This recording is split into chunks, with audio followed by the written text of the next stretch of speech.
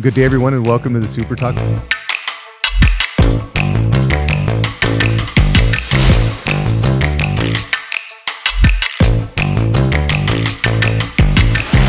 Good day, everyone, and welcome to the Super Talk. Excited about this one. I'm here with Demond, who is a co-host. We have two wonderful guests. We have Trevor Donnelly and his wonderful daughter, who's one of our students at Lee Means, Mariana Donnelly. And we've been talking about this one for a while now. Yes. I know you opened up for Lil Wayne, who's one of my favorite artists. I love his music. I can't even imagine. I can't wait to hear that. But Demond, what questions do you have for our wonderful guest today? Well, I wanted to say, first of all, and I'd like to thank my guest for taking out time to come out here and talk during Super Talks. Sure. You all are doing some extraordinary things in your lives and really and truly putting Harlingen on the map. Oh, wow. I didn't even see it like that. But well, it's Yeah. awesome. You know, Yeah. one of the things I wanted to ask you is, why Harlingen? And of all the places in the world that you could live, what made you decide to settle here in Harlingen? Sure. Mari, you want to take this one before Dad gives a long-winded answer? Yeah. Okay, go ahead. So we moved here because it's more cheaper over here, and in Las Vegas it's really expensive. So In we came LA? over here. Las Vegas. Yeah, in LA. We came over here because it's better over here than LA. Okay. So we live a happy life in here because when we were in LA, it was really bad. People started shooting guns and everything, but it was so chaotic that we had to move out of our state. So, yeah. Well, we're happy We're that glad you're to have here, you here. and it is a Yes. wonderful community. But what, from a school district standpoint, what has it been like to be a student at Lee Means, and how has Harlingen CISD been for you as a student? It's been really good. I learn a lot, and I'm really smart. I'd have to agree. That's the truth. That is the truth. And not only are you smart, but I'm also captivated. I've been watching you a lot on YouTube, and you have got such a presence and confidence. I was watching your song. What is that song that you sing about being at the beach with your friends? What is that called? Beach besties. Yeah, your beach besties. And I mean, you're just over there just doing that, chilling, like you've been doing it for decades. And I'm like, you haven't been alive for decades. Where did you get that passion or that confidence to be able to do that sort of stuff? I got it all from my dad. Is he in here? Yeah, no, and to piggyback off of that, off your first question, I guess I'll segue into where she got the talent from. But yeah, it was, again, Long Beach was hard. We were out there for 6 years, and I was at Rostrum for a while. So long story short, I was with a label. I blew up out of Minneapolis. One song went viral on Facebook. Alan Kingdom shared it. He was working with Kanye at the time. I was back and forth between LA and Minneapolis in the studios, working with different labels and engineers. Didn't even know it. I just was really good at tapping into mixing and engineering. And my music just fell into the right hands, the right people at the right time. Song went viral at the right time. Show went viral at the right time. And we ended up getting picked up as a group. I was a solo artist that had two other artists on a song. We were under free Wi-Fi music for a while, blew that up. And then during the contract period, I moved out to LA, and that contract, ultimately ended. The label ultimately ended up just kind of ceasing us after a while of being there. And it was really hard. It got really hard because my mom died. And after my mom died in 2018 and we lost the label deal around the same time, it was just really rough on us. Expenses were tight, jobs were tight, and me and my wife kind of put our heads together, and she gave up her fashion industry. She was actually doing some fashion shows in LA Fashion Week, New York Fashion Week, and she also won an award for a Prince-themed fashion show in Minneapolis. And she was really good. She was going really far with that. And that's when we decided to get into PR, and we realized the PRs out there in LA were really expensive. So then we're like, well, let's do it ourselves. So we kind of put our heads together, and she started her own PR firm, and that's what really took us from being label signed to maintaining that energy through being independent artists. And so I essentially, besides all the violence and the struggle and the financial struggle, like, we were still able to tap into our creativity to escape that environment. And I didn't want my children to kind of just remember twiddling their thumbs and sitting in a small 2-bedroom apartment with no front or backyard and hearing stuff outside. So I was like, well, what can we do to keep them occupied besides these events that my wife was sending us to for PR purposes and networking? We kept recording music, and she got into a dance agency, a modeling agency, an acting agency with Mari, and that also took her to plenty of other opportunities. And my wife's networking skills, along with Mari's agencies, were collaborating on that. And then I just added my musical essence to that. My dad was a DJ. He's been a DJ. He was the one that DJ'd the Wayne Show for us.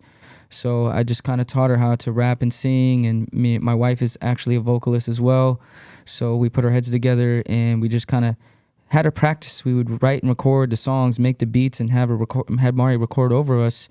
And we would just tweak it over time. And we weren't really expecting her to be like amazing at first. Her first song that she ever recorded was Beach Besties. Wow. But then it didn't come out for like 2 years. So when we came back to the song, we had her re-record it when she was 8. And I'm like, okay, this is cool. This is good enough. We can work with this. And I knew it was special when I recorded it, but it just wasn't ready because she was only like 5 or 7 at that time, 5 or 6 at that time.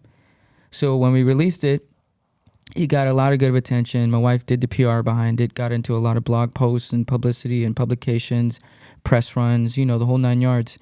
And it did really exponentially well. I mean, especially for an 8-year-old. And we were like, okay, maybe this is an untapped talent that she can get into. She's really a fast learner. I'm a really fast learner. I get that from the military. So I'm like, well, she is my seed. She is my daughter. So why not, And fast forward, she's been kind of keeping up with the music sense, and we've just been recording songs, and she's been getting better and better and better at delivery and how you say certain lines and segue into different other punchlines and delivery. And it's almost so crazy that like we find other children for her to collaborate with, and some of them are hitting us up like, well, we need something more simple. My kid's only 11. And I'm like, well, my kid's 11 too. Wow. So, and that's not not to brag, but it's just to show how much she's improved and how tapped in she is as an 11-year-old, just with 10 years of my experience crammed into 2 years of now. She's ahead of me at my age of 36. So there's other kids that are going to watch the show for sure once they know that Mariana's going to be on it. What advice do you have for other children that are out there that may be interested in the entertainment business? Because it's something to dance and to sing, and there's a lot of effort that goes into it. But what advice do you have for any kids out there that are interested in following in your footsteps? I would say work smarter, not harder. Okay. And then try your best. Yeah. What do you like? What's the funnest part about being an entertainer, singing and dancing, and what do you really enjoy about that? Those are all my favorite things, and I have fun doing them. Now, one thing that's unique is that you get to do this with your father. I think that very few entertainers have the opportunity to really just be with dad, and not just dad managing, but dad being involved in the process and actually singing and things like that. So what's that like? It's fun because I don't do it alone like I usually do, and he's there with me. That is so cool. I have a little girl that's just your age, and she loves music too, so I can't wait for her to see this and get her reaction. It's going to be awesome. Absolutely, absolutely.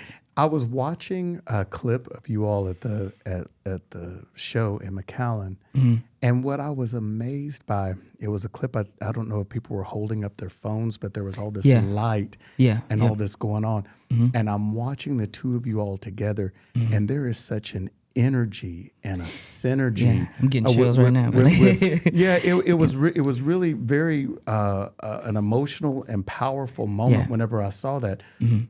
So what I started looking at is that you have a lot of yourself, your personal, in your music. Yeah, absolutely.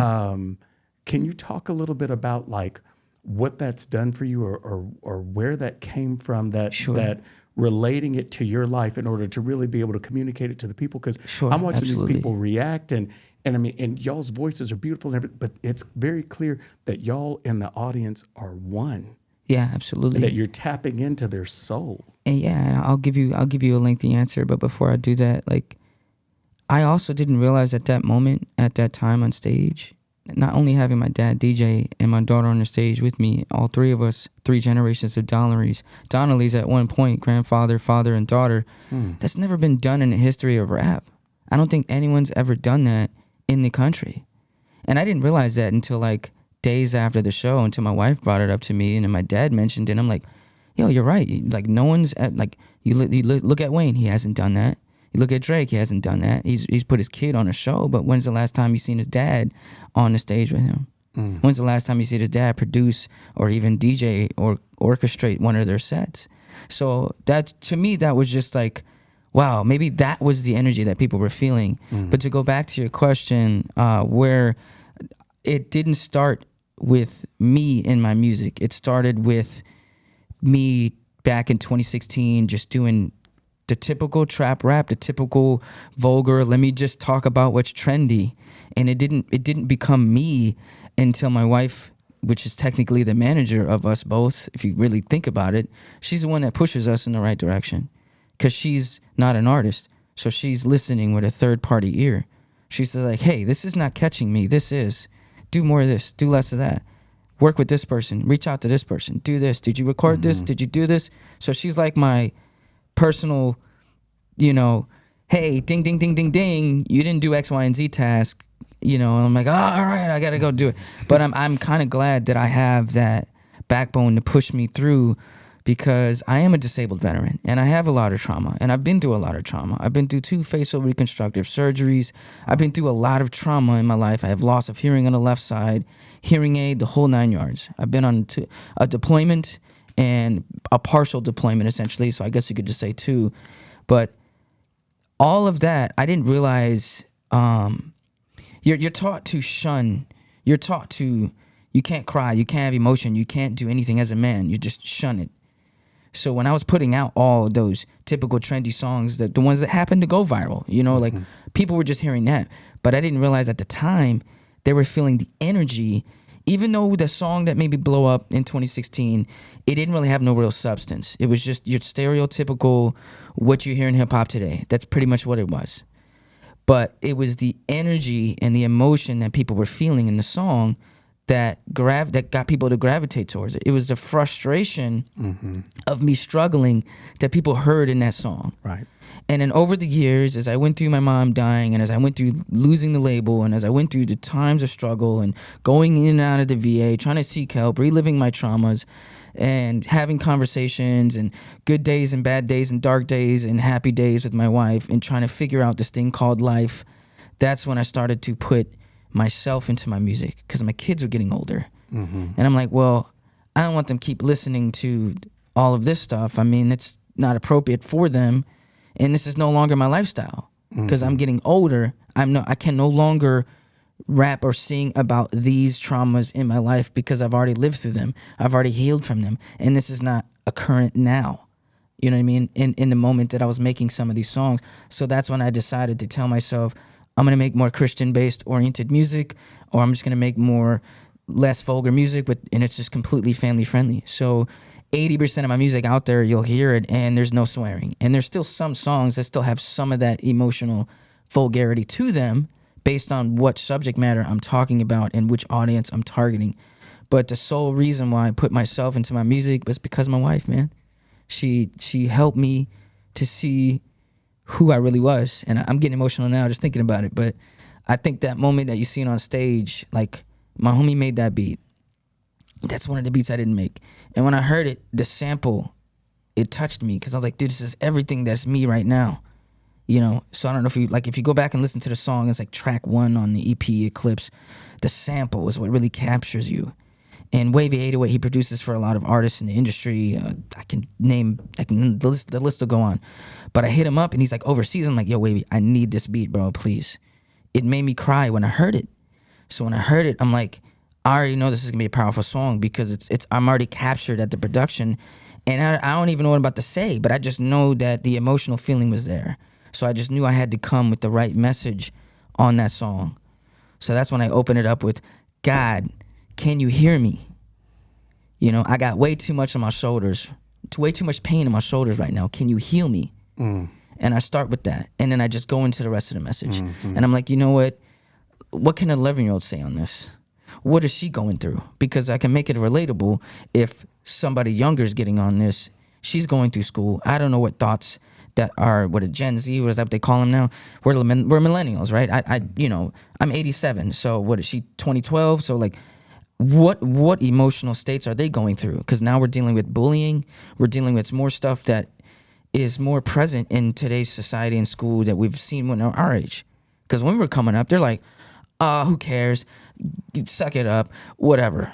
You know what I mean? And now we're in a society to where a lot of people like to say our society's quote unquote gotten softer. And it essentially has. I mean, because things have changed. Things have migrated. But in a sense, we have new children that are more in tune with their emotions, and then we have opposite side of the spectrum where some kids still don't know how to communicate emotion. And I've been teaching my daughter how to communicate that because it took me until almost I was 30 or well past my 30s to communicate emotionally.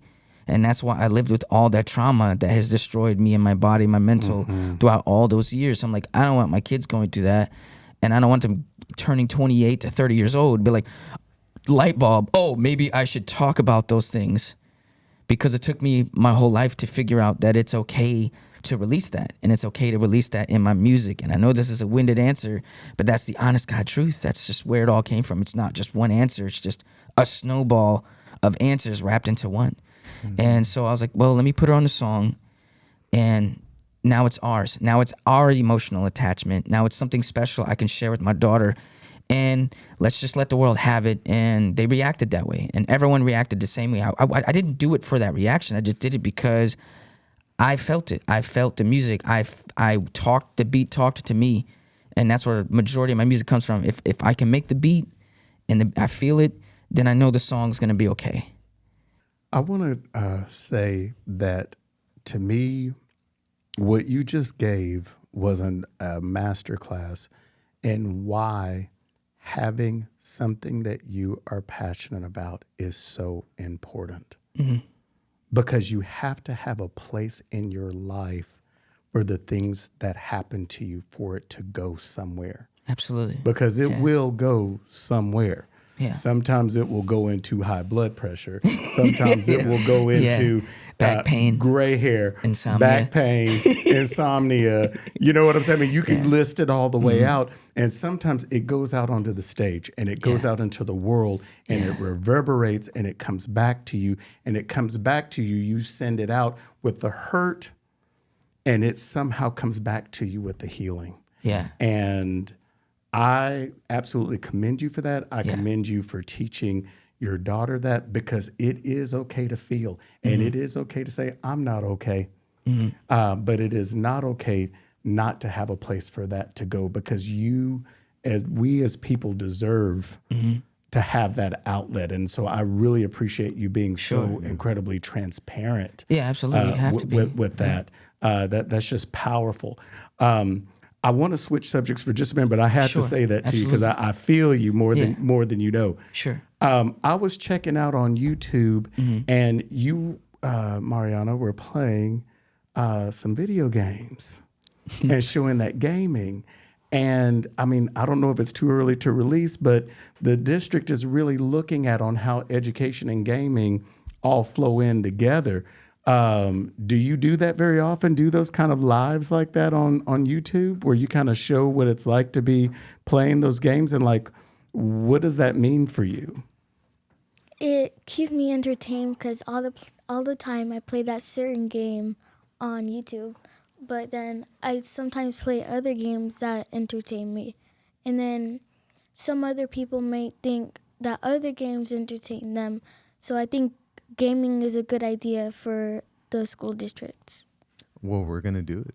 We're going to do it. Oh, and to your dad, I wanted to say thank you for your service. Oh, thank you. We appreciate all the sacrifices that you've made for us. Sure. And just to know that you've come back and you're being a great dad, you know, spending time with your family and honoring your wife and doing all the things to move your family forward in this creative process. But as somebody that's not a musician and doesn't know the process for creating songs, and by the way, in your next songs, talk about the SuperTalks. Kind of throw that in the lyrics. Put a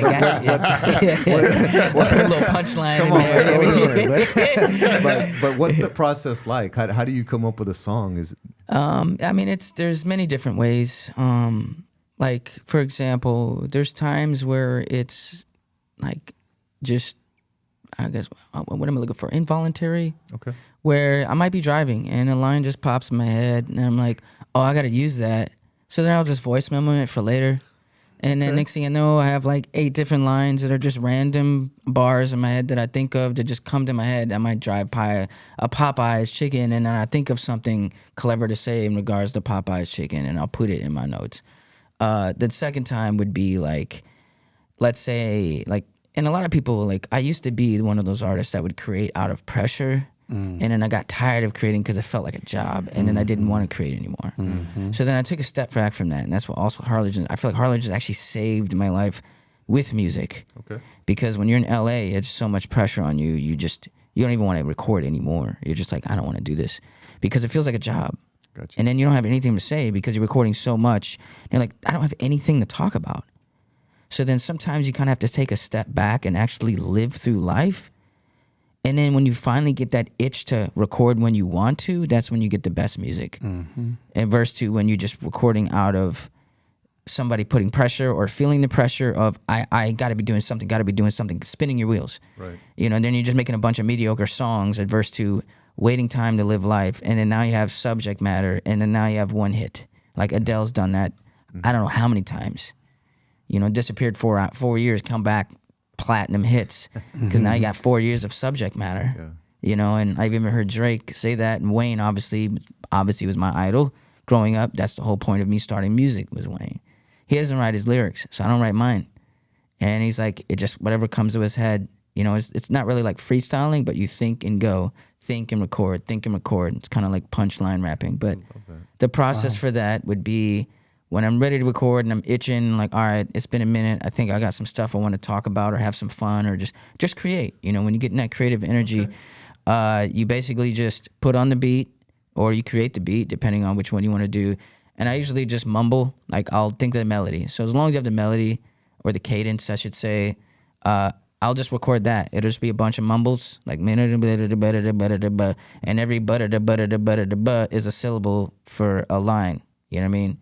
So then I'll record that, and then because when you freestyle that, it's harder for me to freestyle words and cadence at the same time. Like there's some artists that do that phenomenally well. I've never been one of those.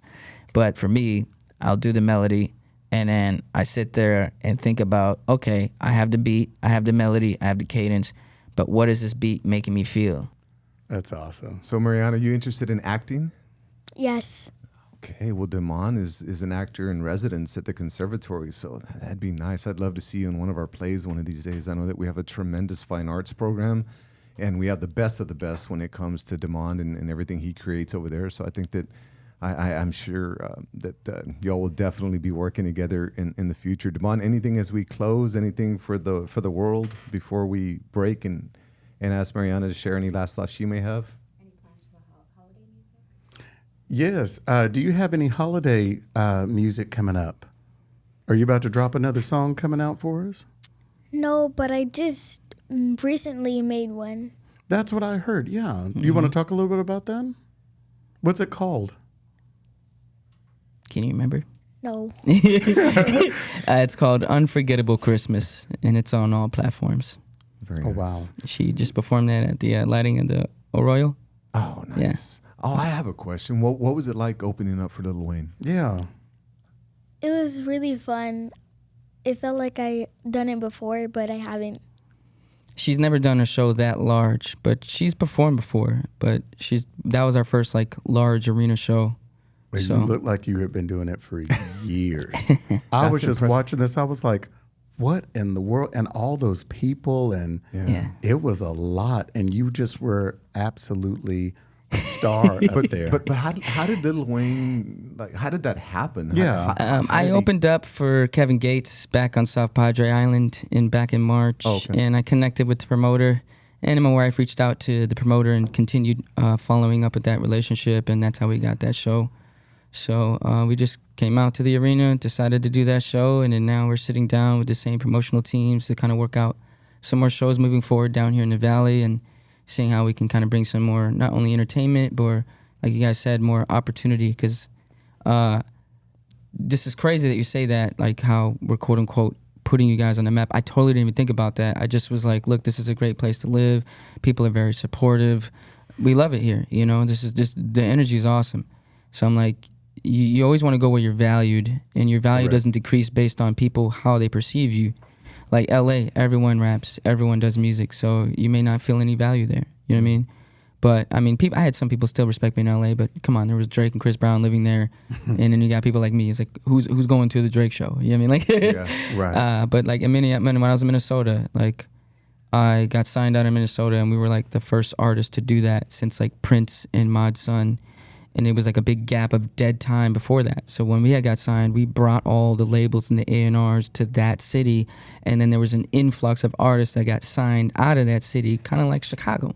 So now you have a bunch of Minnesota artists that are already on the map based off of what we were able to do the first time. So when you said that, it kind of sparked that memory, because I'm like, whoa, maybe we have the chance to do the same thing here, to where we do technically bring eyeballs to here. We bring the industry here. We're just taking what we've learned across America, from LA, Minneapolis, flying around doing numerous shows and tours around the country, to here, and applying those methodologies here on what can we bring here? You know what I mean? What kind of energy? And not only just like, oh, let's just turn up here. It's just more of like, there's real people down here with real lives and real stories and real passion. And you don't think about that. Like, my sister had to convince me for a while. I know I'm going off on a tangent, but I'll leave you with this. I didn't want to come to Texas because I'm like, what's down there? I don't know what's down there. And, you know, like, I've never been to Texas. Like, what's in Texas, you know? But she's like, no, you're going to love it. You got to come here. And I took some visits, and I'm like, okay, I think we can do this. And when we came here and actually made it our home, that's when we saw how much more the Valley had to offer. And we're like, yo, this is perfect. Yeah. It's very family-oriented. And even though it's a small town, you guys technically have a lot of outlets. You guys have a lot of avenues for people to express their craft. And I don't know. I mean, the music keeps us going. The creativity keeps us going. It takes us off our mind, off of any everyday stresses or whatever. So once again, I just really appreciate you guys giving us this opportunity, this platform, to even speak that to other individuals that may be thinking about, you know, what they want to do. And another thing, one more, I know this is long, sorry, Ness. One thing I noticed too is when I go to cities that I'm not from, it's a lot easier to not so much blow up in those areas, but to see the loopholes, or to see, not so much, I don't want to say flaws, but like to see from the outside looking in. So when you're on the outside looking in, it's easier to see open lanes, I should say. More of open lanes, open avenues that are not tapped into. And I noticed when I was living in Minnesota, there was a lot of artists that were born and raised there, and it's very competitive there. It's like crabs in the barrel. A lot of people are like, don't want to see you blow up, you know what I mean? Because they've been there their whole life, and you come in and you move there and you do it in a matter of years, and you're back out again. They're like scratching their head, you know? So it's competitive. LA's the same way. I mean, but LA's used to burning and turning artists. That's the mainland for it, you know? So a lot of people move there. So a lot of people in LA are not really from LA. So you're going to get a lot of that creative energy, that you know, contemporary energy, competitive energy. You're going to get a lot of that. But after coming here, there's some good artists here. There are some, like quite a bit actually. Oh yeah. So we're hoping, like, yo, not only now that you guys are even recognizing us, not just you two in particular, but just the area. Why not? Why not keep going? Why not see what else energy we can bring here? We might try to pull this out like LeBron, where he brought all that money to the city of Cleveland. You know what I mean? Yeah. We might try to pull LeBron down here and bring that energy, bring that A game, bring those sponsors here, bring those labels here, bring those A&Rs, because that's just going to bring more funding to the city. They'll bring more opportunities.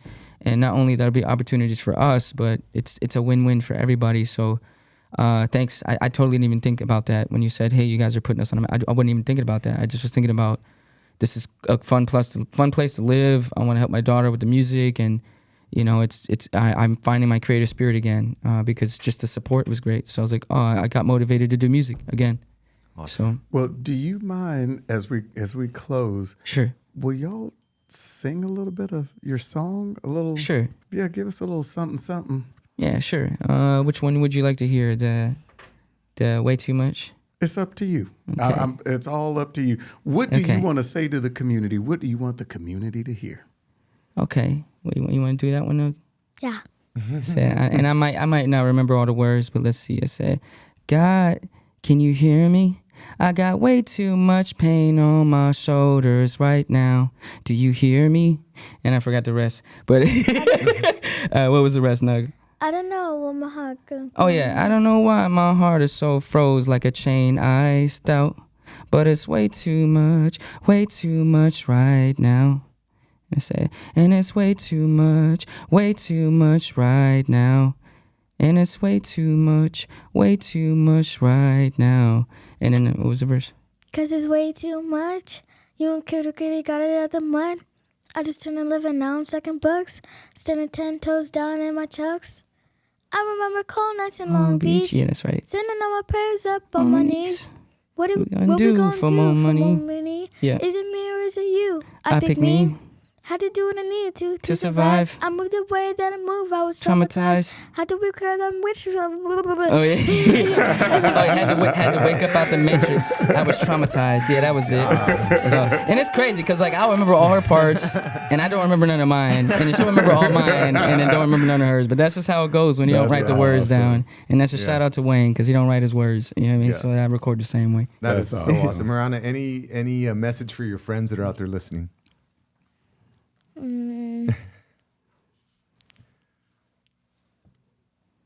mean, what? Have fun with it. Yeah. Be yourself. Yeah. I mean, I don't know. I think we don't really think too hard. I mean, I know Mari, she'll have a bunch of answers when you don't ask her. Yeah. But I think she just when I look at you, I think she just has fun with it. I think she just enjoys it, genuinely enjoys it. Like when we were on that stage, man, I was like, okay, cool, we're gonna do this, we're gonna do that. We rehearsed for that, and then like we got out there and performed, and then there was just like the light just went off, like how because sometimes when I get up there, I just black out, because I'm just in the moment, I'm feeling it. I'm like, all right, and I'm just spontaneous improv, because I'm just feeling the vibe. And she did the same thing, and I'm like, where did all this come from? We didn't even rehearse none of this. Like, I wasn't expecting that. She came right back out there, did some extra moves, told people to make some noise, put their hand. I'm like, we didn't even rehearse for none of that. So I think she just genuinely enjoys it. You know what I mean? So I love it. Well, congratulations on all the success, and on behalf of the entire Harlingen CISD family and our board, just want to say thank you, Mariana, for all that you're doing. And Dad, you're doing a heck of a job. I think we can learn, all the dads that are out there, is just spend some time with your kids and try to tap into their talents and get involved and inspire your children, because life's short, and I think that this is something special. I know as a dad, I'm motivated to go home and not only write a song, but also go hug my little girl and hug my boys and my wife, and it's just it's kind of like a love story, man. And then I want to thank you for that. Damon, anything before we close? Just thank you both, and absolutely, and please keep making the music. Oh, definitely, and keep rounding up artists around here. There's a lot of talent in the Valley, a lot of undiscovered, amazing talent, and I think as many people or whatever will benefit from what you're doing and the way that you all are doing it. Thank you. I appreciate that. Definitely. So thank you very much. Hope you guys enjoyed the Super Talks. Have a wonderful day. Absolutely. I'm going to put it in a song. All right, put it in a song. Bye-bye, everybody. Take care.